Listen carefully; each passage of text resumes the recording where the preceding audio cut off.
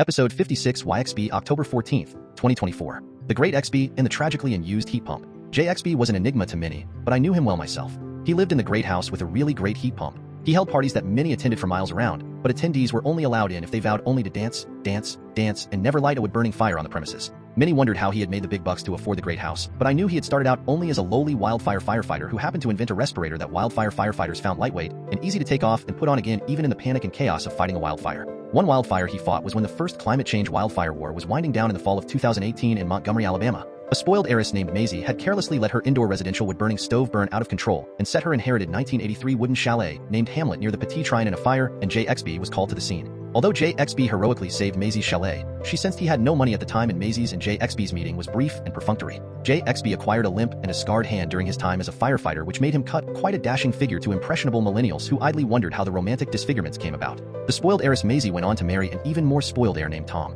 Tom was heir to one of the largest wood-burning power plants in the world, which was supplied with wood from some of the largest wood pellet factories in the U.S. South. Tom, he insisted that the poor people with old-fashioned names like Gertie and George who worked in the wood pellet factories call him Tom, had a pretty big but squalid house coincidentally next to JXB's great house. I knew JXB because I had a sublet for the summer, a tiny cottage on the other side of the great house. JXB, with wild abandon, invited me to all his parties. I danced a lot, and he showed me his collection of beautiful scarves. We were close and shared an aversion to the life-denying effects of the PM2.5 from wood burning. We, over the summer weeks we knew each other, shared factoids about wood burning, such as that wood burning is 90% PM2.5, particulate matter of 2.5 micrometer size, the perfect size to infiltrate the human lung, setting off a cascade of human health problems and early deaths. Often we would interrupt each other, excitedly shouting in unison. Wood burning emits 450 times the PM2.5 as the fossil fuel natural gas burning, and wood burning emits 2.8 times the PM2.5 and CO2 as the fossil fuel coal burning. JXB acquired a heat pump in the fall of 2024 because heat pump rebates were rolled out in Arizona, California, Maine, New York, Rhode Island, and Wisconsin then. The heat pump installation was completed by mid-October 2024, and it cost JXB nothing because the cost of the heat pump was $7,999, and the rebate was $8,000 because JXB had spent all his money from his respirator invention on a great house and expensive scarves in order to impress the heiress Maisie.